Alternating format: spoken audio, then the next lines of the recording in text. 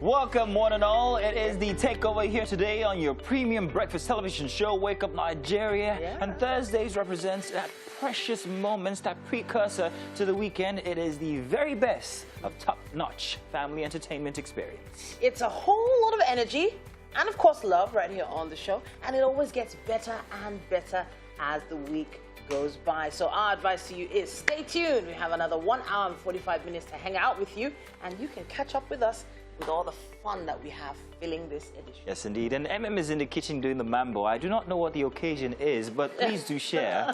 The occasion is I'm happy to be alive. No. Yes, That is so and I am grateful for life. You should be grateful too. And I'm guessing that it was Mazino that wrote this script. Now you write this script, Ari? No, not necessarily, but in any case, thank you very much if you think it was great work. But hey, great vibes is all we have for you throughout the entire show. It is what is in store, what's in the offering, and the opportunity for us to put 100-meter smile on your faces as we begin your day with a big, bright smile on your face. So entertainment is what we do, and we're really good at it. And on Thursday is all about the artsy stuff. Aha. We are licensed to thrill right now. And when it comes to quality entertainment, we've been delivering all the time. Like, we can actually toot our own horn. Da, da, da, da.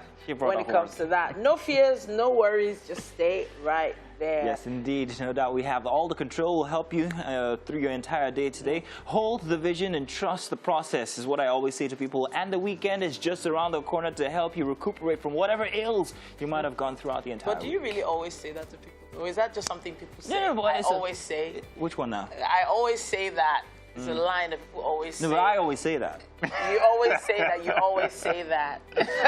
I always do that, don't I? My name is Titi Laya Oyiso. And of course, my name is Mazino Appeal. It's a great Thursday morning here, and you can use the hashtag Wake Up Nigeria on TVC across all social media platforms, like I always say, to be a part of the breakfast show here on Nigerian television. Like you always say. Exactly, like I always say, remember you can watch us live from absolutely anywhere across the world. We have a mobile app. If you didn't know by now, now you know. It's on Google Play. It's also on iOS. Take advantage of that app, because we're going to be right there in the palm of your hand. Please always follow us at TVC Connect across all social media platforms, okay? All right, good. So now let's let them know what we have coming up on the show here today. It's going to be a mind-blowing one for you. Artsy Thursday, Yes, indeed. Yusuf Duro Dola is a multidisciplinary Nigerian artist.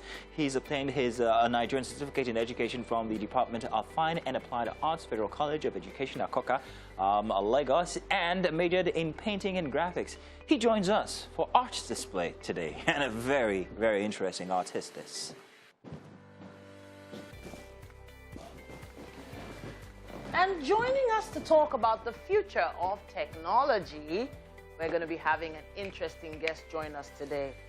He's on the team of DEFI, and when we have that conversation, you'll understand a little bit more about where the world is going in the world of finance.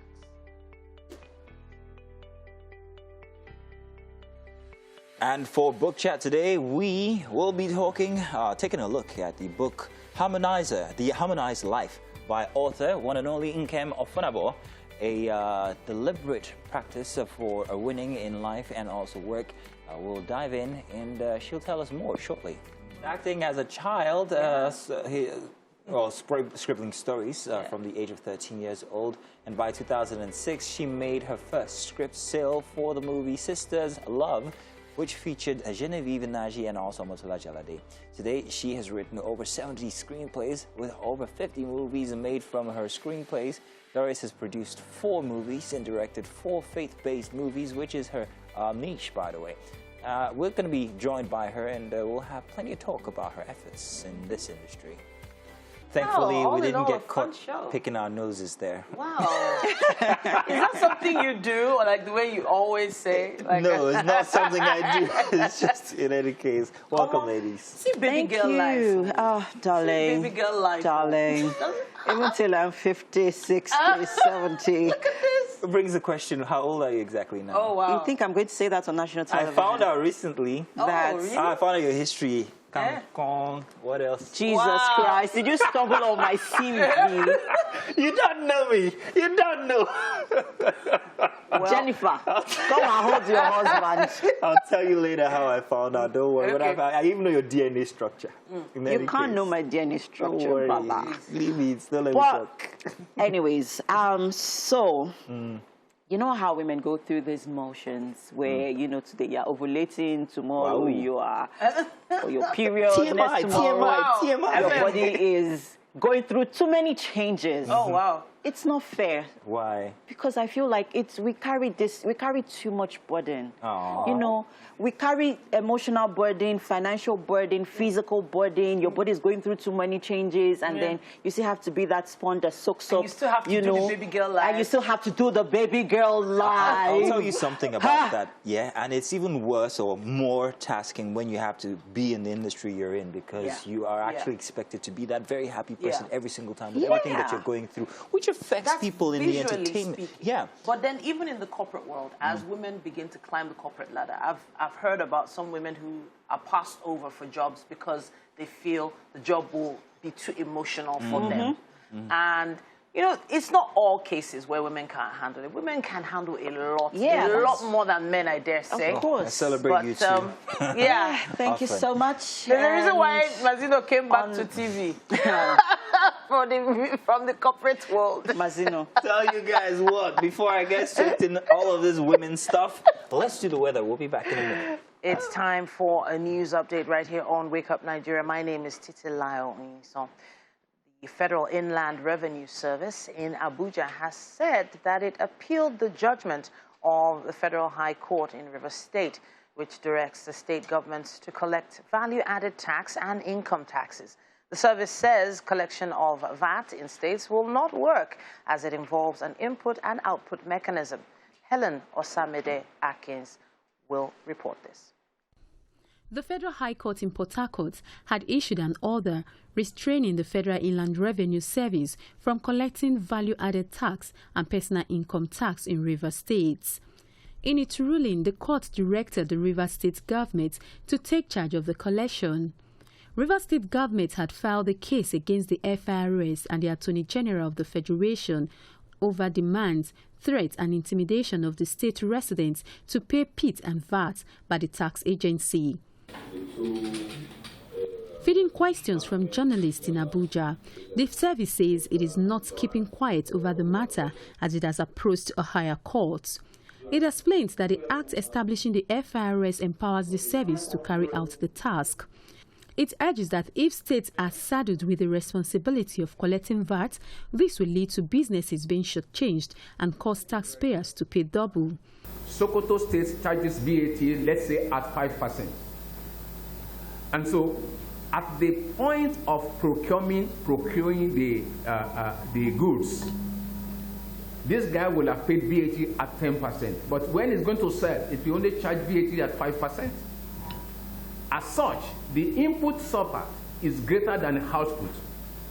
Then the question is, who bears the shortfall of 5%?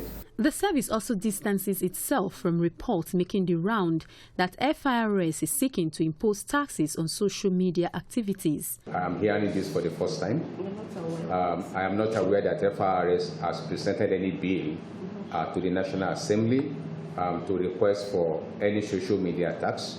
And I can tell you on behalf of my executive chairman very clearly, this is not from us. The reports claim that the FIRS made a proposal to this effect while appearing before the Senate Joint Committees working on the medium-term expenditure framework and fiscal strategy paper.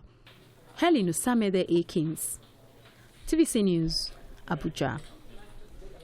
Now outside Nigeria, Afghanistan's former president Ashraf Ghani says it was never his intention to abandon the people.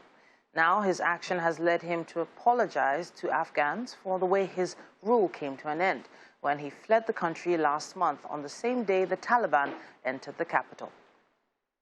In a statement on Twitter, Mr. Ghani says he left on August 15th at the urging of the palace security to avoid the risk of bloody street fighting, and again denied stealing millions from the treasury he claimed originating with a former Afghan ambassador to a neighboring Tajikistan. Zahir Akbar, who alleged that Mr. Ghani took about $169 million with him when he left the country. Mr. Ghani, who is currently in Abu Dhabi, lamented that like his predecessors, he too has been unable to bring peace and prosperity to the war-torn country. Hello and welcome back. It's time for us to look at what's happening on the covers in the dailies this morning, and we're starting with The Punch. Today is Thursday, September 9th, 2021. Major story here, VAT collection row. Wike talks tough. Lagos defends bill as FIRS writes National Assembly. Rivers orders firms to begin payment. Now, FIRS letter won't stop us, says Lagos. And Rivers generated 15 billion naira, got 4.7 billion naira. And Kano made 2.8 billion naira, got same, says Wike. Beside the masthead there, it says 5G networks in sight as federal government approves policy. GDP rising, inflation falling, yet poverty worsening, says Rewane. We have right at the top of the paper there, Nigeria records 1.87 trillion naira trade deficit amid rising crude exports. NMA, NARD blame Ngige for prolonged strike.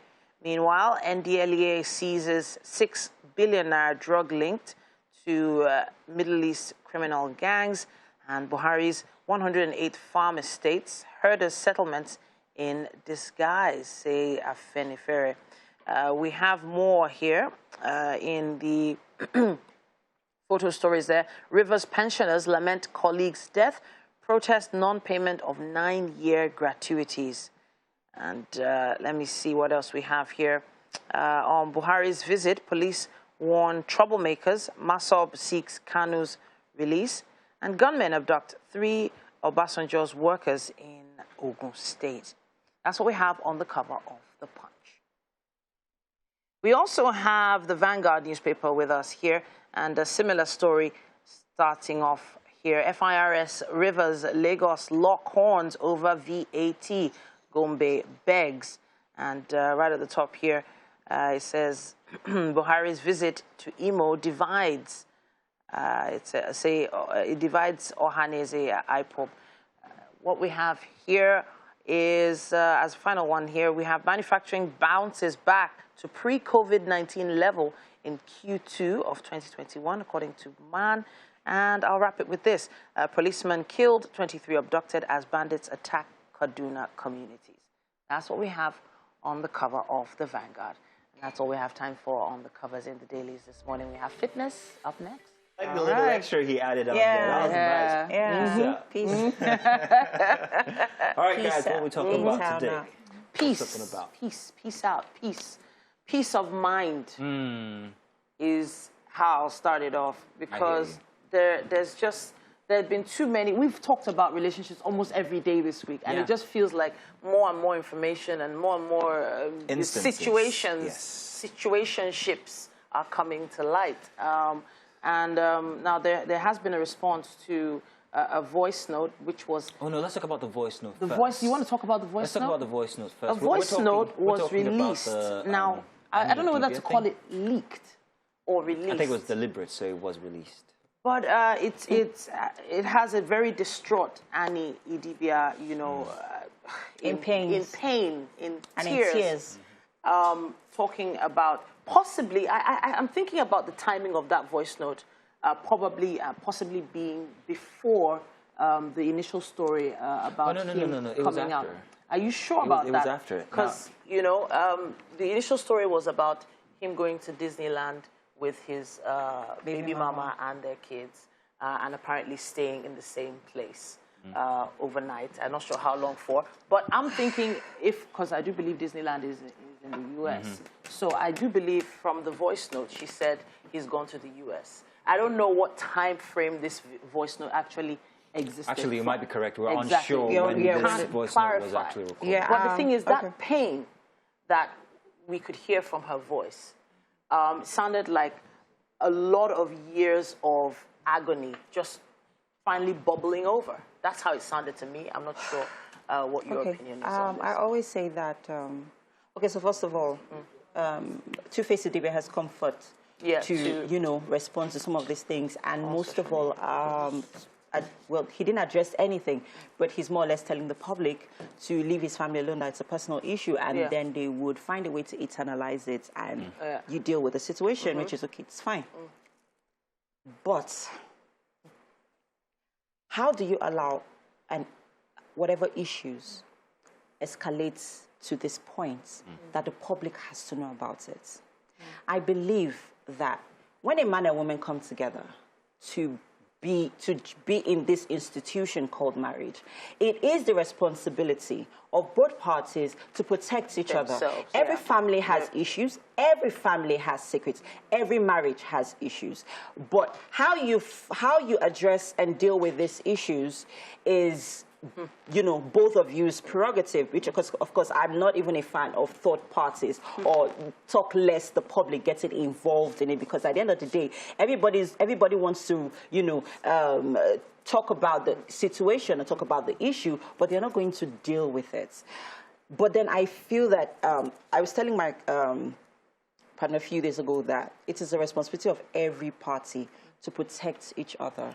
So what is she protecting now? Is she protecting her own mental health? I'm not talking about Annie now. I'm talking about Two-Face. For her to have gotten to this point where she's all riled up, and I mean, if for a woman to bust out in the manner that she has, according to the voice notes that was leaked, she has to get to a place where there's been so many years of suppressed emotion to the point where she cannot take it anymore, and she's lashing out like an erupted volcano. I'd like to say something. First of all, I'd like to say so far they've done a good job in keeping this internal. Yeah, Let's note that it's been over so many years, and if it's only just coming out to the fore now, then they probably have done a good job. Regarding it coming out to the fore on social media and all of that, it takes both parties to agree that this is our modus operandi. We're not going to do this in the public concern. So, but then again, things can tear apart, and then everything can just erupt, like you said, like a volcano. However, note that I see some effort on the part of Two-Face from his response, and let me read that out so that everybody can hear. Private, right? This is what he said verbatim. He said, "I admit that bringing our personal issues on social media was not cool, but I will not sit back and watch everybody have a free-for-all battle here in the name of love or solidarity. None of us are perfect. I would like to urge our families and supporters to stop the madness and the public to please respect our privacy and our kids. I always stand for kids. Let us deal with our issues internally. I take God beguna." That's effort for me. That seems like it's been going on for a while, and he doesn't want it out here in the public. But then there's one thing when you see it's already out there. It's already out there, but he's begging that you guys just let's. And let them deal with it. I'm saying register that he wants this as an internal instance. He doesn't want everybody having a free-for-all or a public jury on all of it.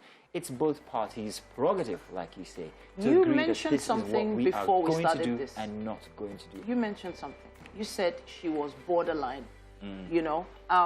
For her to have come out, to actually burst out like that. There are other avenues. There are other... Yes, I hear you. But I actually think holding it in for so many years is extremely unhealthy. We can't finish it here today.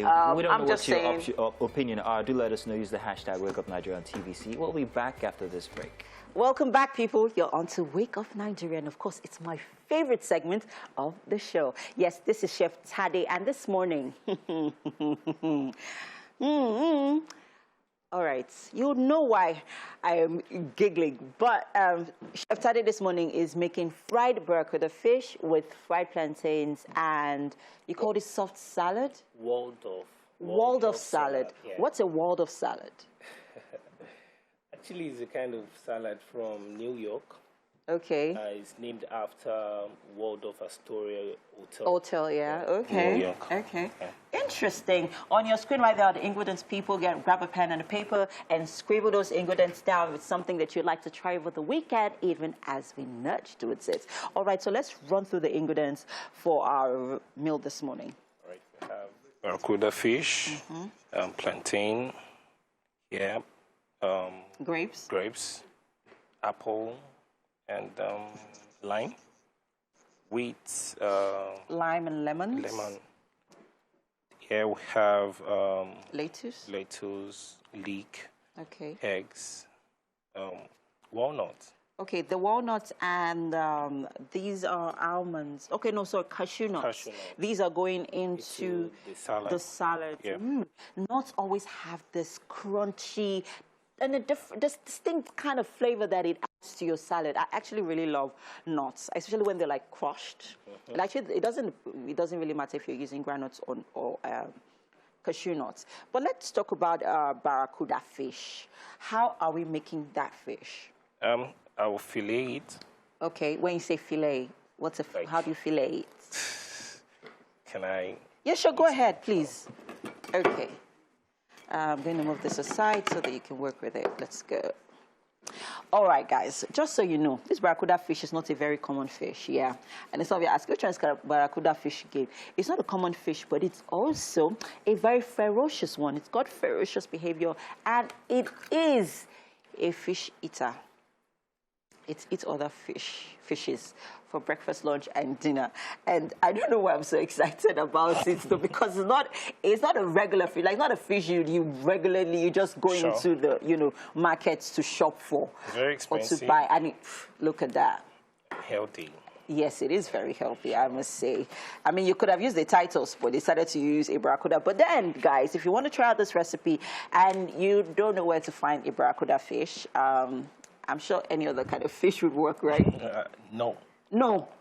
All right, guys. So go and start searching for that barracuda fish. Okay. You can actually decide to use any other fish. I'm just joking. Okay, great, great. So now what are we doing? And then I'll fillet. Okay.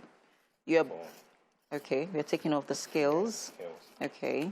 So what are we filleting it with? Are we filling up the fish with stuff, or we're just going to marinate it? Like how hot it. Okay. Yes. Oh, that's what a fillet is. Sure. Do you know that, people? You see why you should always tune in to Wake Up Nigeria? Because we are here to educate you and enlighten you. I mean, Chef Tade is telling us this morning that I've always heard of fillets, fish fillet. Fish fillet, I've always fish fillet. I've always said, what's a fish fillet? But hey, whoever thought that it was actually, cutting out the fish in a certain kind of way. But we need to see, okay, you're taking out the scales from the fish. Sure. All right, people. So while he's getting work done over there with that fish, Chef Tade is getting busy at work, as you can see. And this morning we are making fried barracuda fish with fried plantains and Waldorf salad. If you're wondering, what is a Waldorf salad? Well, so we would like to see a bit of you, Chef Tade, so that people can see, what you're like, what you're doing. Yeah, and so for the ingredients, they're right there on your screen, guys. Just in case you missed out on it earlier on, something you want to try out this weekend, be our guest. Try it out. Let us know. Send us pictures, send us videos. Guys, we don't see your pictures, we don't see your videos. We want to know that you are a part of our kitchen segment every single day. We bring these chefs in for you. All right. Okay. So right now we're about to fillet our fish, even though I would like us to see how it's being done. Okay. Quickly, you want to show us how it's being done? Sure. Okay. Okay. So do you need me to hold that for you? Yeah, sure. Okay. So basically, it's just cutting the fish into stripes. Yes. Like into strips. Sorry. Right? Yes. Okay. Just Fantastic. Like all right. And then we're going to marinate and fry it. Marinate. And fry. Yeah. Fantastic. Guys, we are going to be right back, and we're going to show you how this is going to be done. But right now, we have to go into some art exhibition with Mzini on the couch. Well, thank you very much, Some quick fact for you about the barracuda. It's one of the fastest fish you can find in the ocean. And it can grow to extreme lengths, maybe about 5 or 7 feet, if I'm not mistaken.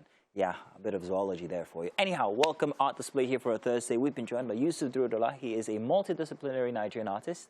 He obtained a Nigerian certificate in education from the Department of Fine and Applied Arts, Federal College of Education, Akoka, Lagos, and majored in painting and graphics. He has joined us here today for Art Display. You are welcome, Mr. Durodola.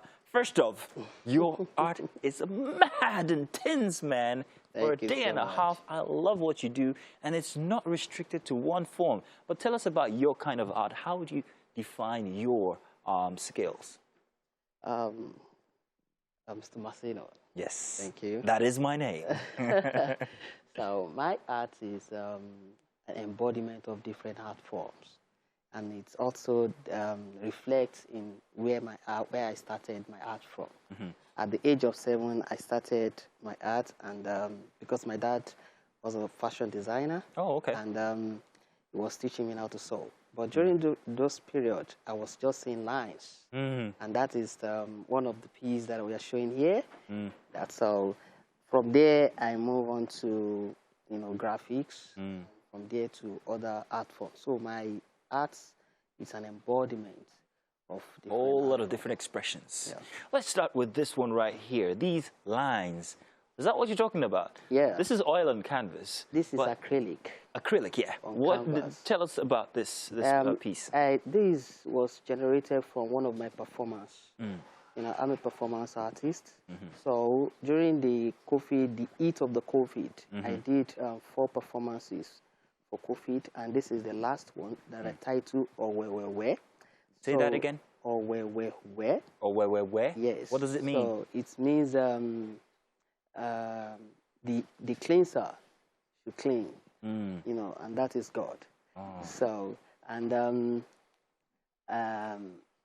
in this performance, I was talking about how we use leaves, to heal the ailment. Yeah. And we have it in Africa. So what is it that we cannot heal? Yeah. So now that reference is in reference to the pandemic, the COVID-19. Yes, the pandemic. I see that now. So, and this line, the work I titled Connection. So we are all together, and until when we come together and we can solve our problem. Yeah. If we don't agree with each one another, there's no way we want to move on. Interesting. That is very beautiful, very nice. Now, we're surrounded by your artwork, but I'm going to take them one by one, and I want to capture all of them. The one behind you is of a little girl who's pointing a finger. Yeah. It seems like it's from a real person, or you had someone in mind when you painted that. Did you? Tell us about it. I also did this one during the COVID. Okay. And tell me it's your daughter. It's your daughter, isn't it? No, my daughter. Actually, I teach kids. Yeah. So, and I really love their expressions. And so here I was celebrating those that are the battle during the COVID, which are the health cares. Yeah. So health givers. So here, the title here is That Moment. When a nurse or a doctor see the patient, developing or, healing. So that moment, there's a joy that, this person is recovering. And that is what I'm celebrating about the doctors during those periods. That when they are seeing the results, that the COVID is, we are healing some people, so they get, happy. And this is actually meant for the hospitals. Yeah, okay, I see it clearer now. It's actually of a caregiver. Yeah.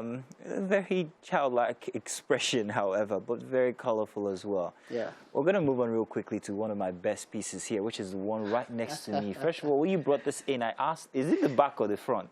Because I didn't know that if this was some mechanism that's working, some maybe timepiece behind. But apparently that is the front. This is a totally different kind of expression from the first two that we spoke about. What is this? I beg. Yeah, this is a recycling work. So it's an experimental art form. Here, we're talking about the environment, how we litter the environment, and using art to educate the community and the member of the community that what we call the waste is not actually the waste until when we see it as a waste. So it is our mindset that make us to see that they are wastes.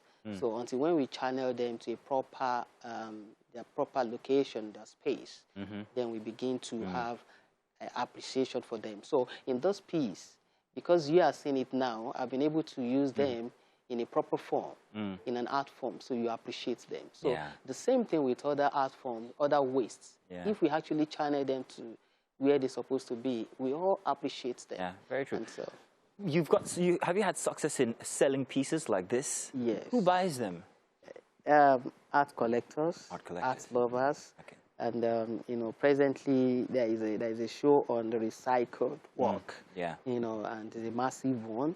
There we have 8 artists showing their recycling work, and that is to educate the society. Onto a final one, which I will say defines you, because your calm expressions are just so... To the far right of me is that expression which actually has writings in Yoruba. It's also covered with a glass plane. I find it very, very exquisite. I find it very calming. You do tell us about it and what the inscriptions on it are. That is praising of Ibeji, the twins. You know, in Yoruba, they will say, Ejire, Ara Isokun. So when you look at the text, the one on top, and that is simply mean Ejire, Ara Isokun. And that is the second art form that I was introduced to by my brother, who happens to be a graphic artist. Nice. So here we have Ejire, Ara Isokun. Edun Jobi, Edopelengeti Shiri Origi. Obekese Bekasa, Professor Mejeji Besile Alakisa. So it's all of that in that painting. That is exactly what we have in that song. But that is a calligraph, a creative writing. Wow. So that is what we have. It's also got material behind it, and it seemed like did you paint on the material or on the glass plane? Which was it? That's a canvas at the back. Canvas, okay. You know, with abstract painting.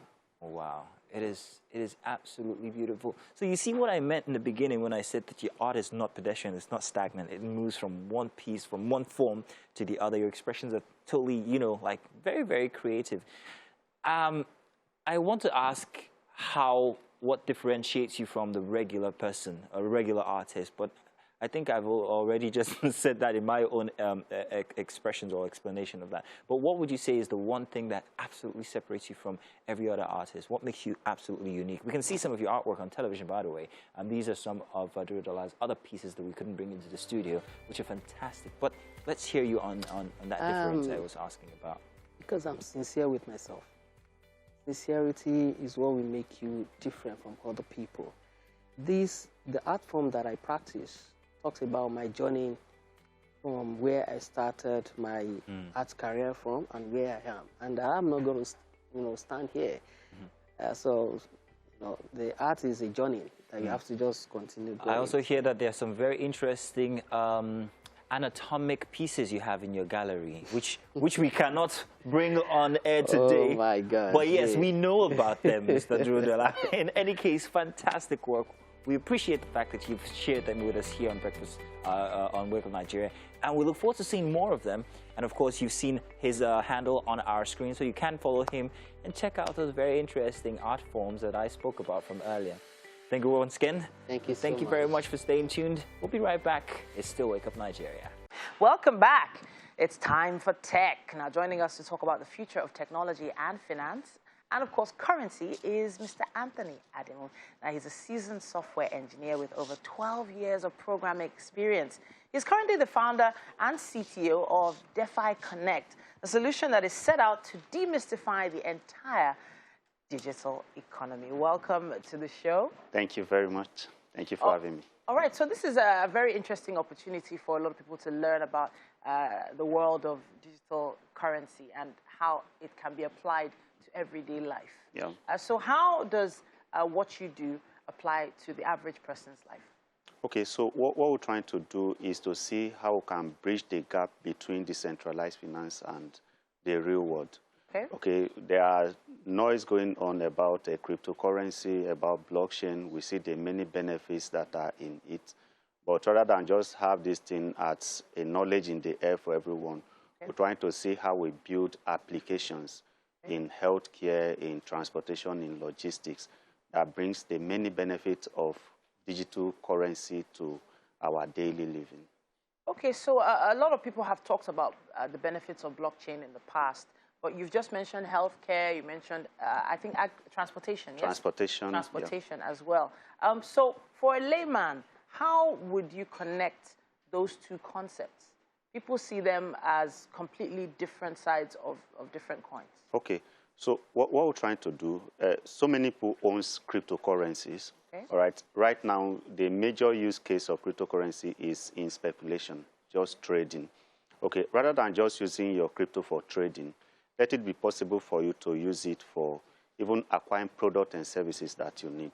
Okay. All right, so in our roadmap, we have planned to build a decentralized health insurance marketplace a place where anyone can go and search available premium from providers that list what they do, what they offer.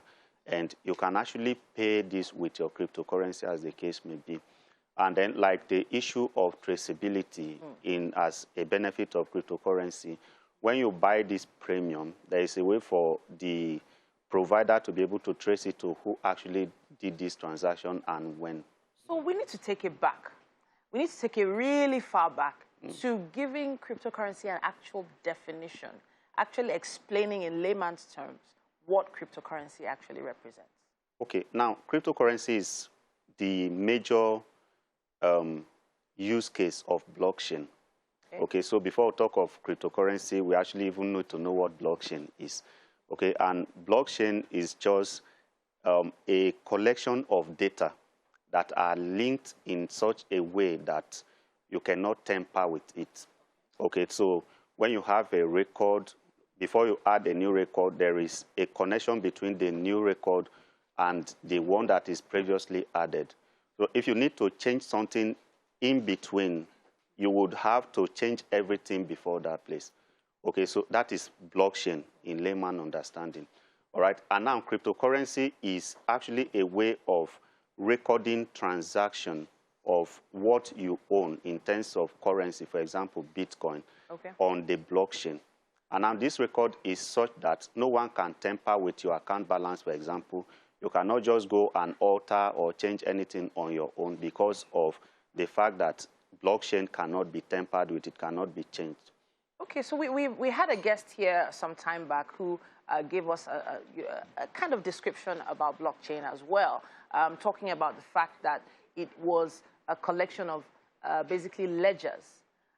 So for people to understand that ledgers have, you know, opening balances and closing balances. So what you were making reference to right now, talking about changing things, you're saying that those ledgers can't be altered? It can be altered, all right? So there is a transaction hash. Okay. All right, for every of these ledger that is contained in the block, there is a computation that goes on to come up with a hash that represents the whole of that information. And the way hashing works is it's possible for you actually to take the whole of Nigeria, pass it into a hashing algorithm, and get out, depending on the algorithm you are using, maybe a 64-bit in return. Now, if you add even a molecule to that information, what you get back will be entirely different from what you have, okay? So, for instance, you mentioned healthcare and you mentioned transportation. So if, for instance, a transaction is directed to healthcare, there's no way anybody can redirect that same transaction to transportation. Impossible. All right, so if you do something that has to do with health, and it has to do with my health history. Yes. So if someone should add or remove anything, yes, the outcome will be very, very different from the original, and it will be very easy to spot. Okay. Yeah. So for instance, if, for lack of a better example, if some politician was trying to redirect some healthcare funds into maybe his child's school fees, it would be impossible. It would be impossible. Okay. So this is the way we could probably apply the use of digital currency. We've heard that the central bank has also begun the process of releasing its own digital currency. Yeah, yeah. All so right. We are expecting it on the 1st of October as promised. Okay, and I'm sure they are at the top of their game. Of recent, there have been some release in that direction. They have Speed Wallet, all right, where you can actually own your bank in your phone at the end of the day. And it's a good move. Initially, they come up as if they are really against this technology, but it's good to see that they're actually realizing the benefits in it, and they're also taking advantage of it. There are some people that are a little doubtful about this new development. There's some people even commenting online about the fact that it's not being hosted in Africa. It's being hosted outside the country. Do you have any information on that? Anyway, that's not actually a new thing. That is actually what we've always seen when it comes to technology. And it's a saying that always go that a priest is not respected in his own home. All right, so I've been working with a U.S. company for like 3 years now, a blockchain company in U.S. for like 3 years now. Now, these people in U.S. or wherever they are taking this thing to, actually coming back to Africa to get the talent they need to execute this thing. Okay. So I wonder why we cannot actually develop our own talent internally and actually use it for whatever it is we want to do. All right. We have to wrap up on this conversation, but I do have some other information saying that there are some African-based companies that are working on things like this. But then, of course, because of the environment, it's not been as fast as, you know, we would have liked. But I have to appreciate you for coming to talk to us. Honestly, congratulations on DeFi Connect. And more grease to your elbows. And we hope for the best with the rest of the project. Thank you so much. Thank you so much. All right, at this point, we have to head into the kitchen. We have standing by with our chef. Thank you very much, Titi. Yes, with me in the kitchen this morning is Chef Tade. And this morning, we are making a very interesting recipe. We're going to be having fried barracuda fish with fried plantains and a Waldorf salad. If you're wondering, what is a Waldorf salad? Chef Tade, educate us. All right. Waldorf is just named after Waldorf Astoria, just like I've mentioned earlier. Yeah. It's not.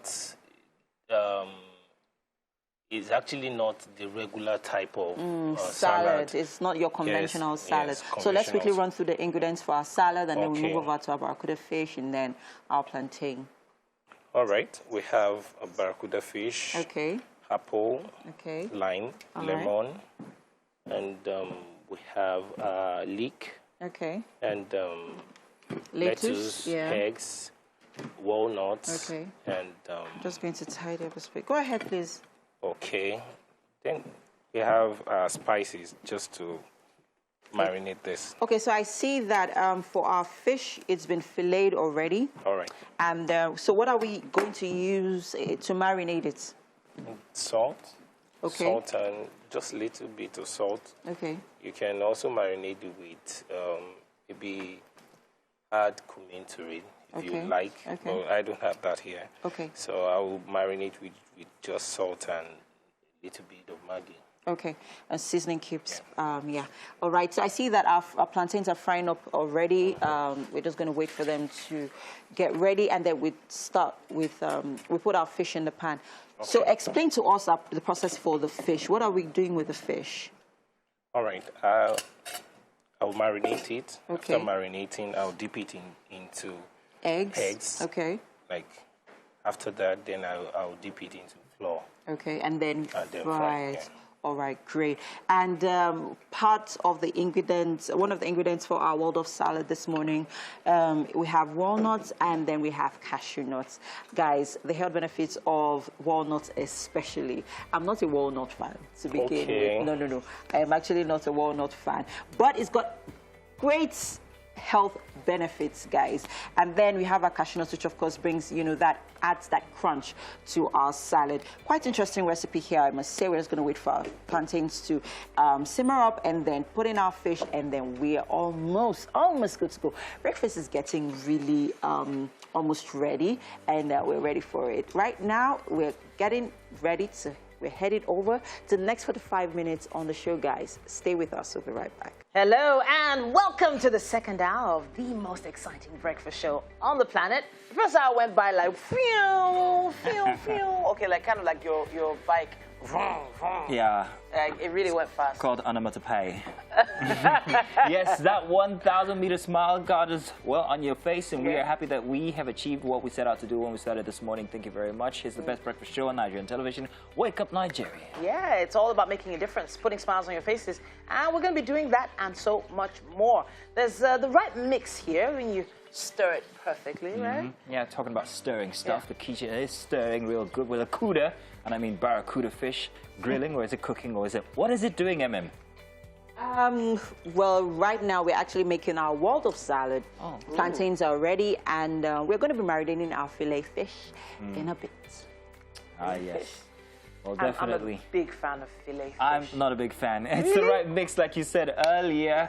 properly stirred and everything for you guys. Talking about stirring, now that we have told you everything that might be happening in the kitchen, let's tell you about how fantastic this Thursday is going to be. Well, the show goes on, and it only gets better from here. Remember, my name is Mazino Appeal. And I'm Titilayo Oyinson. Just use our hashtag WakeUpNigeria and TVC across all social media platforms to be a part of the show. A big shout out to our e-community, people watching us online as well via Facebook at TVC Connect. Yes, take us with you everywhere. Download the app on Google Play Store and on iOS. Okay, no, hang on. Yeah, I got that right. Yeah. Facebook too. Make sure you follow us. We are at TVC Connect. Yes, so we have a book chat coming your way today. Can't wait for this particular author to step in the studio.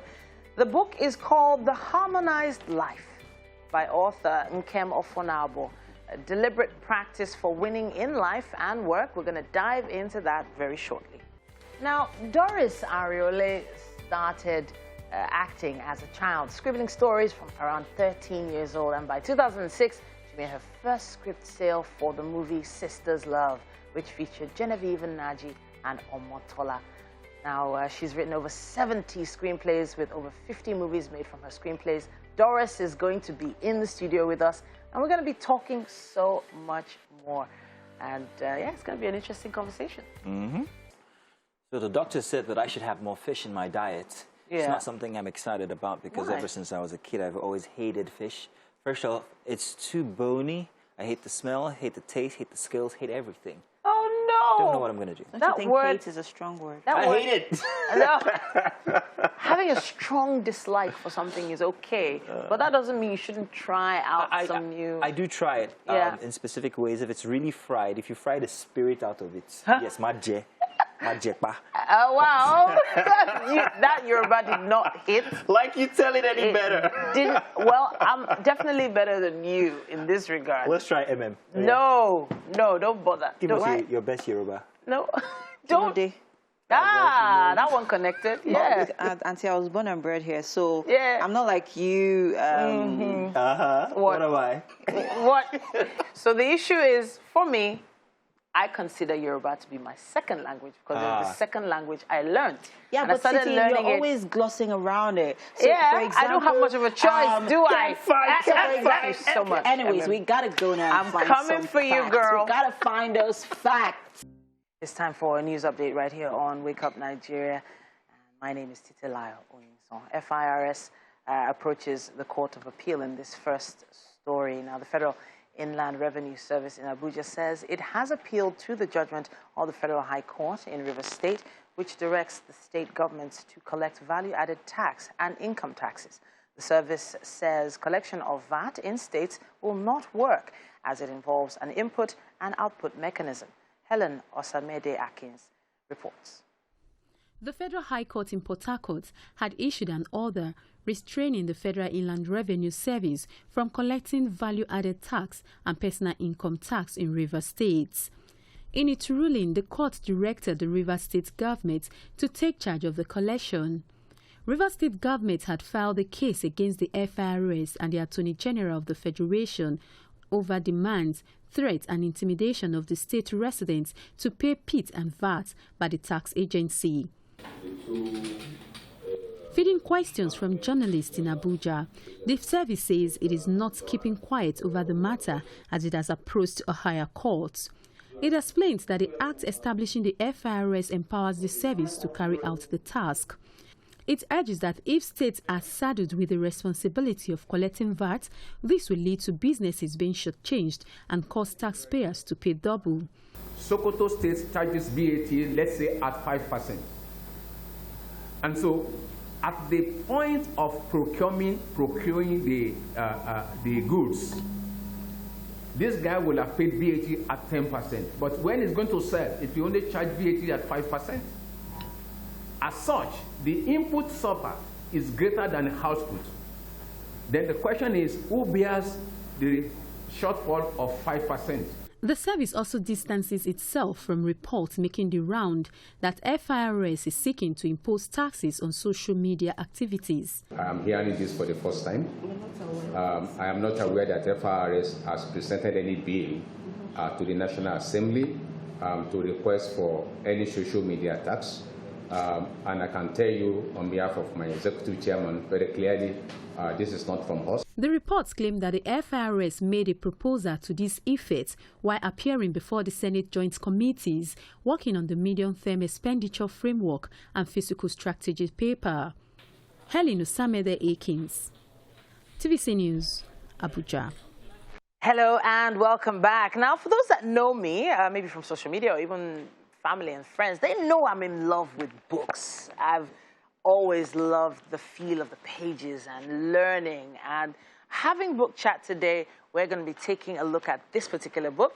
It's called The Harmonized Life. We have the author in the studio as well. Her name is Nkem Ofonavo, friend of the house, friend of the family, and she's a really, really deliberate person. A deliberate practice for winning in life is what this book is about, winning in life and work. Now, she's a certified senior professional in human resources and an associate of the Chartered Institute of Personnel Management of Nigeria. There's so much more about her, but if we start talking about your CV, we won't get to the book. Exactly. The Harmonized Life. Really great cover, by the way. Thank you. Forwarded by Larry Olushola. That must have felt really great. Hmm? I don't know how to put it. So fulfilling. So fulfilling. So, The Harmonized Life. I know you're in HR, and whenever I think about work-life balance, I know we've discussed harmony before, creating some kind of harmony. So The Harmonized Life is about work-life balance. Am I right? Absolutely. Absolutely. So what was the whole idea about putting it all into a book?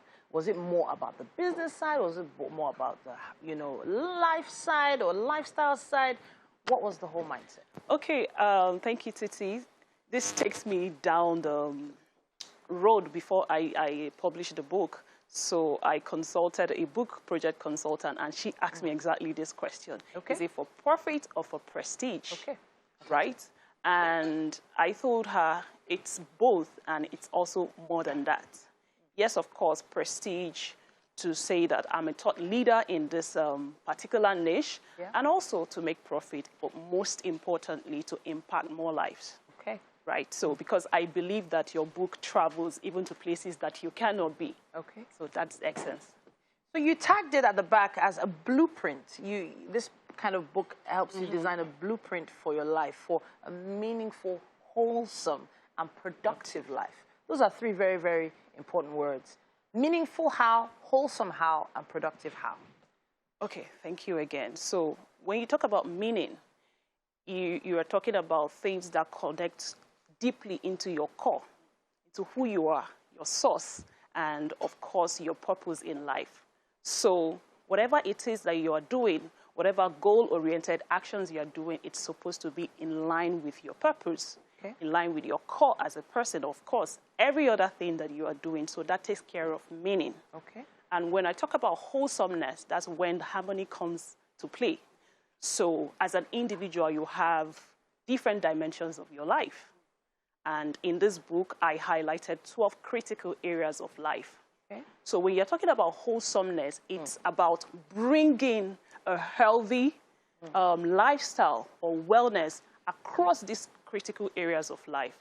And productive also speaks to when you are able to harness these critical areas of your life, invest meaningfully into them, you are going to definitely see profitability, performance, and of course, productivity in every area of your life. So a harmonized life. Apparently, you say that social media has to do with that now. Of course, we are in 2021. Social media is a big part of everyone's lives, not just social lives now. Even though it's called social media, I think it should be called business media as well, because in the end, a lot of people's companies run online, on social media. So you mentioned social media intelligence, SMI. Did you create that acronym yourself? Of course I did. Okay. So how do we address the need for SMI? Okay. Recall from the book, I talked about that these days, a lot of employers, before they even make any hiring decision, it's not just about you coming for an interview. These days, a lot of hiring managers go through social media profiles of prospective employees. So you can tell how important the social media platform is. And for any career professional, your personal brand matters a lot. And most of the time, not everyone will know you, but people get to know you from your social media activities, right? So it's important that you represent your brand because you are, first of all, a brand before your corporate brand. So it's important that you represent your brand appropriately on social media, and that's where social media intelligence comes. Okay. Social media intelligence, there's a need for that. Why? Is it because there are some who are not very intelligent on social media? Of course, a lot of people are not. Okay. A lot of people are not. And when you read, so how do people actually get to know you? It's by your style of writing, the quality of pictures that you post, and of course the story, the quality of stories that you tell. That's how people get to know you. And a lot of time people show their unintelligence through all this. That's why part of what things I also do is to help people build their personal brand, both online and offline. I want to touch on career here. You gave us on page 129 the 5 pillars of career fulfillment. It says here values, strengths, interests, personality, and lifestyle. Pillars? So without all these, so if one of these pillars falls, you know, is it going to be rocky for us? Yeah, so when they are misaligned, right, it's not compulsory that you have everything figured out, but it's good to be intentional. Okay. It's good to understand what these 5 pillars mean to you. And when you are searching for jobs, when you are searching for a good place to work or a great place to work, it's important to consider yourself first. Because when you are misaligned internally, it's always be difficult for you. For example, I give you that of values, and I mentioned about integrity. So if you have a value system that is around integrity, and you find a job that always makes you compromise on your morals or your ethics, definitely you are going to be imbalanced. You're going to be deeply distressed in that kind of environment. Okay. Career-wise. Career-wise, exactly. Yes. And also, let me also give you an example in terms of your lifestyle. For example, everything is not about your career. Like I mentioned, every individual, we have different dimensions of our lives, right? And when you prioritize your work, your family, your relationship, and you find yourself in a work environment that doesn't give you room to harmonize those other areas of your life, you're not going to find fulfillment. You will keep complaining that this environment is toxic, this environment is... Do you understand? So it's very critical to consider those important pillars when making career decisions. Especially when you're trying to find that harmonized life. So I do believe, and I dare say a lot of us are living chaotic lives. Chaos has become the aim of the day. And with a book like this, hopefully we'll be able to get some kind of harmony back into our lives and lifestyles. Thank you so much for coming to talk to us. Thank you too. Welcome back, and I'm excited to present to you our final guest here today, Doris Arioli, who started acting as a child, scribbling stories as well from the age 13, and by 2006 she made her first script sale for the movie Sisters Love, which featured Genevieve Nnaji, you remember that one, and also Omotola Jalade. Now today she has written over 70 screenplays with over 50 movies made from her screenplays. Doris has produced 4 movies and directed 4 faith-based movies, which is her niche, by the way, and her screenplays and the movies made from them have earned nominations and awards for her, and cast and crew members as well, and well, locally and internationally. She is big. She is right here. She looks all modest and everything, but she's big. You're welcome, Doris. Good to have you here. Thank you for having me. First of you are glowing. Love what you look like this morning. Great.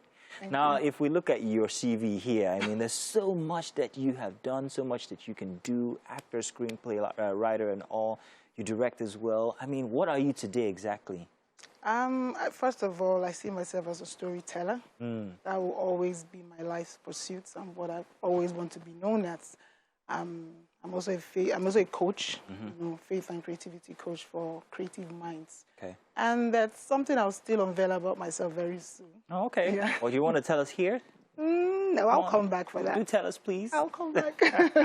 Well, we're going to talk about your niche for faith-based material. But before we get to that, who exactly is a writer? Can I consider myself a writer? Because I do poetry and I do copywriting for, expression pieces like adverts and all of that. So I could be considered under your kind of writers, can I? Yeah, writers use words to, express, their thoughts or imaginations or any, create moments for the reader to, grasp. So on the writers, you have screenwriters, people who write for the screen. You have poets who write poems. You have playwrights. You have novelists, copywriters. All these, persons, they are writing, but their medium, their format is kind of different. But the same principles guide what writers do. Okay, so have you written for stage before? And is there any difference between stage and screenwriting? Yes, in 2013, I wrote a stage play titled Divas Tussle. I used it to fight. Divas Tussle, yes, was that about, you? Yeah, it was me. Wow. At Terra Culture. Right. It was on breast cancer. Yes. So, and anyway, I'm actually working on now adapting it for the screen. So yes, I wrote it, but I also had someone who was more experienced in writing stage play than, like edit it and work on it, because I'm coming from a screenplay foundation, but I had to put out my thoughts and, screen and on page, for the stage play.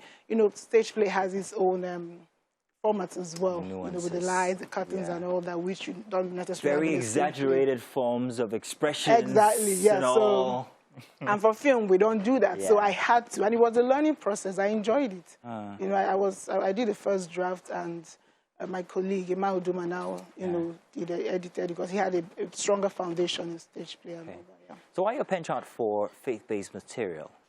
Well, I mean, there are so many reasons I could give, aside that the fact that today we need, inspiring content. We need content that could, help youths and kids, families stay together, so much negativity everywhere. But it started with me receiving it as a call from God. And I didn't want it because, even to today, certain people frown at faith-based. They think it's churchy, it's judgmental and all that. So the simplest reason is because I was called into it, convinced that was what God, called me to do. You like Tyler Perry movies? I love Tyler Perry. I knew you would love Tyler Perry. When the late Antama Kigwe trained me, she laid a very good foundation in my career, and she would tell us, you have to adopt a name, the name of one filmmaker that you really love what they do. Yeah. So in class, I was Tyler.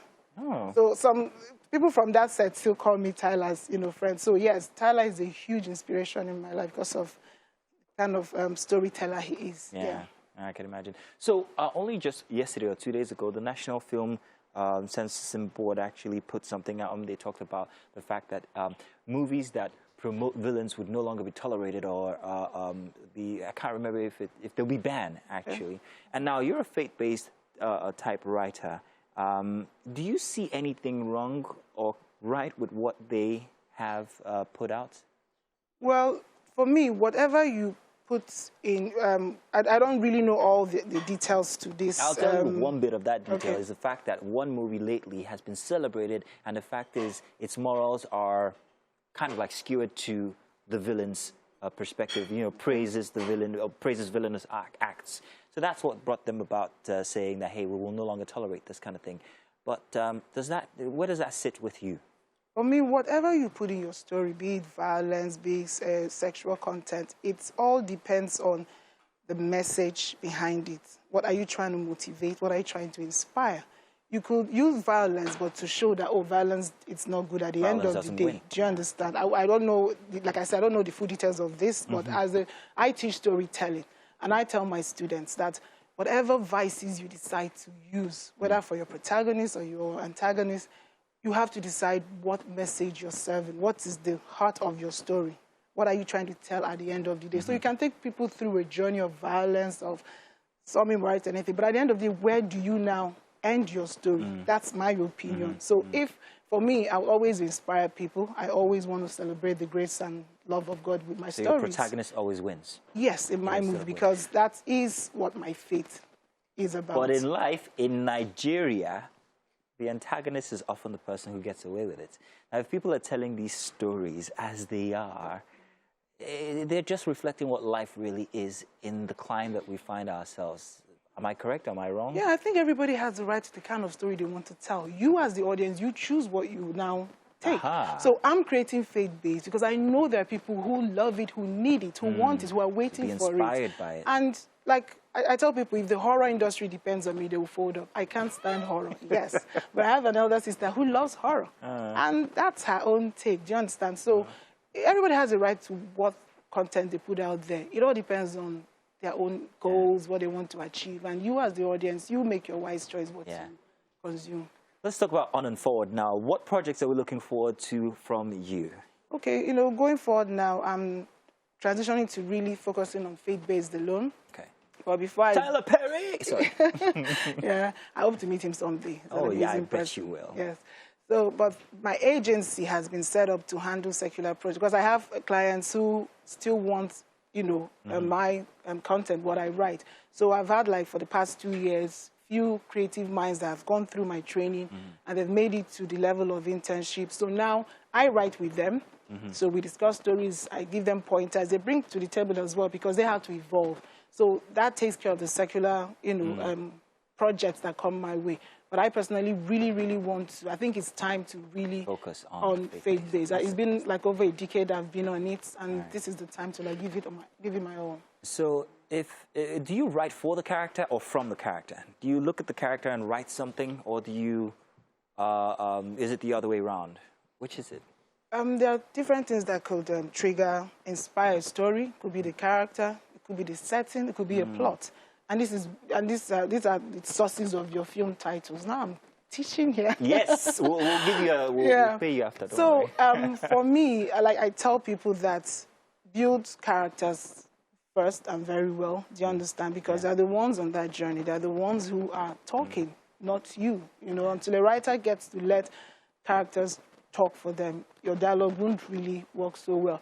So there are no rules in screenwriting, but there are principles that guide what we do and techniques, do you understand? So I'm a lover of character-driven stories because in that way they could spin surprises even on you and the writer. But when it's plot is not bad, but I think characters decide their plot. Just like we say, we make decisions that determine our lives.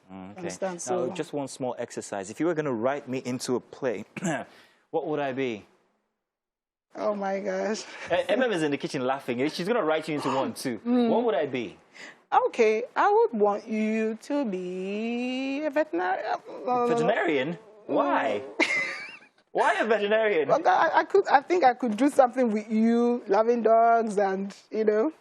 And what if you were that and you don't like dogs? Imagine going to study that, but you can't stand dogs. Yeah. That's a great contradiction because, I mean, interesting characters always have contradictions. Nice. Tell you what we'll do. Let's see a trailer for one of your past works, Kingsman, I think. Yeah. And when we get back, we'll be in the kitchen. You're also going to write MM into a play as well when we get there, okay? So let's check this out. Do stay tuned. She's still with us. Don't go anywhere. We'll be right back. All right. Welcome to the kitchen, Doris. Well done. Thank you. Well done. This is Chef Tade. And this morning he's made for you fried barracuda fish with plantains and Waldorf salad. Waldorf salad. Yes, Waldorf salad. If you're wondering where the name Waldorf salad originated from, it originated from the Waldorf Astoria Hotel. Oh, okay. Yes, so please enjoy. Okay. Give it a try. Tell us what you think. If you want to write it into a play, please feel free to do that. So I will go for the fish. All right. Okay. So, fish is often very, very tasty. So please go ahead. I'm looking forward to this one. Barracuda fish. Have you ever had barracuda fish before? You have?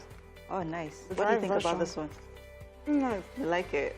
Is it grilled? Yeah. No, not grilled. We actually fried it. Yes. So what he did was dip it in eggs and then also wrap it in flour and then fry it. Oh, it's nice. Nice. Well done, Chef Tade. Thank you very much, Chef Tade. Thank you very much, everybody. All right. And of course, we have Titi on the couch. Any things you'd like to say? Yeah, so Chef Tade has taken us all the way to the U.S. now, the Waldorf salad. I'm definitely going to be trying that one. I'm such a salad fan. Thank you so much for that. And thank you to all our guests for today. We appreciate all of you. Yes, we do. Yes, and I think that's it for today. Tomorrow is Friday. Can't wait for it. It has been such a week. Please take me away. Bye-bye, guys. See you guys tomorrow. Have a great day, people.